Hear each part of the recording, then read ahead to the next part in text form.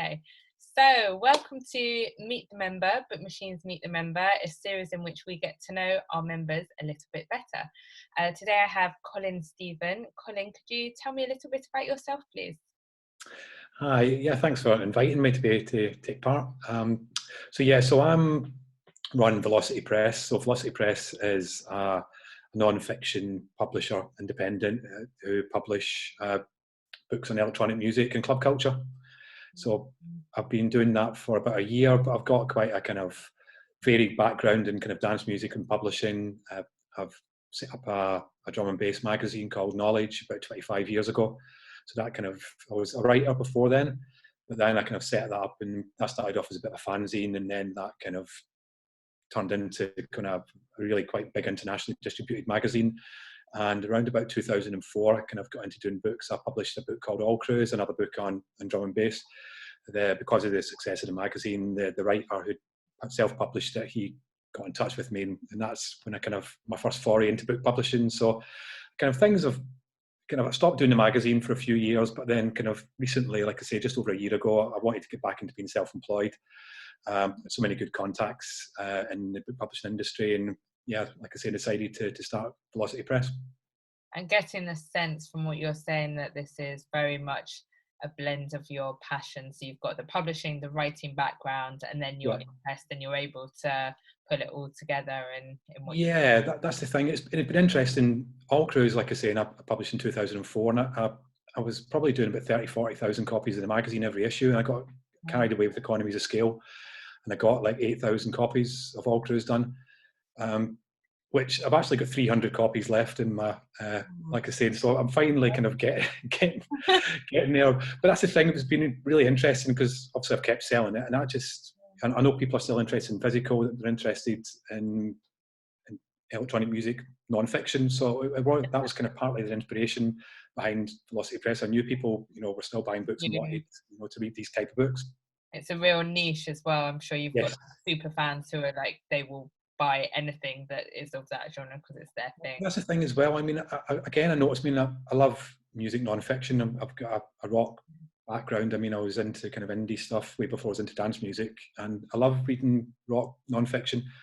But really, I mean, there's hardly any in electronic music and club culture, and Acid House has been around for like over 30 years now. So I know there is, like I say, a real niche, a gap in the market, really. So, which I'm trying to fill. And what about your skills then? What like we sort of talk about publishing, what you do. What are you personally good at? What do you do within? I mean, I suppose it's organising, it's project management. It really is. I'm saying it's a one-man band. So I mean, again, when I was doing the magazine, it was the publishing role that I did. So liaising with the printer, liaising with all the writers, the photographers, and that could be the central kind of point of the distribution, getting all that together, and then kind of coming up with the product. But I mean, the relationship with the writers for me is always really, really important. That's always been something I pride myself on, to kind of have to get that relationship with them and get the best out of them. Yeah, no, that makes sense. And that would transcend whether you're a magazine publisher. Exactly, that's the thing. The skills are transferable. Yeah, like I say, obviously the big difference is you've got 20, 30 kind of writers. So they're all different ones, whereas in some ways it's pros and cons, but it's good having just one writer. That relationship is, yes. I imagine. So what are you working on at the moment? What's big for you? Yeah, I mean, I brought out a book called State of Bass that was a revised reissue of Martin James's book on drum and bass, but the next one is imminent, is a book called Junior Tomlin, Flyer and Cover Art. Now, Junior is a really interesting character. He did a lot of record covers back in the late 80s. Bands like Renegade Soundwave were a real big kind of cult electronic band, and he's worked for a lot of different labels, and then he got into doing rave flyers. So this is more like a kind of a coffee table book. Like 160 pages, really nice, premium paper, hardback. The first two books have been a bit more kind of texty and kind of traditional kind of paperback. This is, it's a really nice, it's a bit of a departure from what we've done so far. So that's done really well. Sold about just over 200 on pre-sale already, just for ourselves. So again, there's a real big demand for it. So many people have those flyers on the wall. Now it's kind of, they want to kind of relive their youth a little bit and kind of get a nice book. Everyone's So that's going to be out at the beginning of June. At the end of June. Okay. But let us know about it. Let us know about it in the future. Yeah, will do. I've shared that.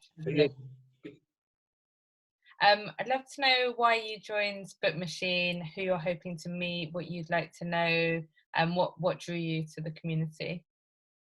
Well, that's the thing. I mean, it was very early days when I joined. I mean, I kind of set up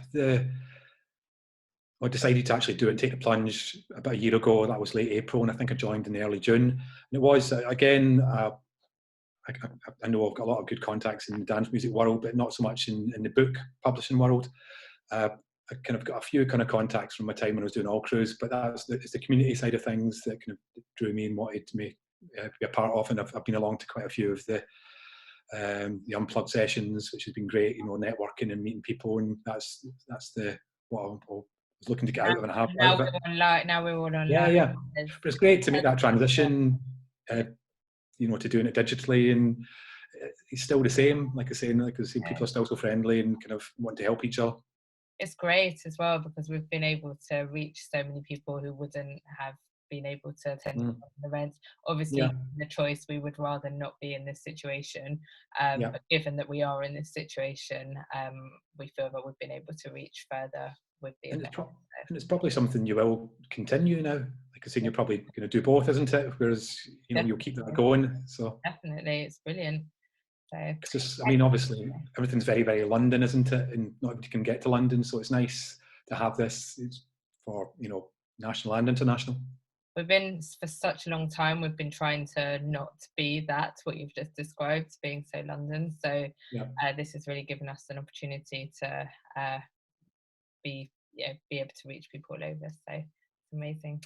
Thank you so much. It's great to hear, we sort of see your name, see your events, and just to get a bit more information about your publishing, about what you're focusing, about why you joined the community. If anyone else would like to take part in our Meet the Member series, if you're a member, drop me an email, laura@bookmachine.org.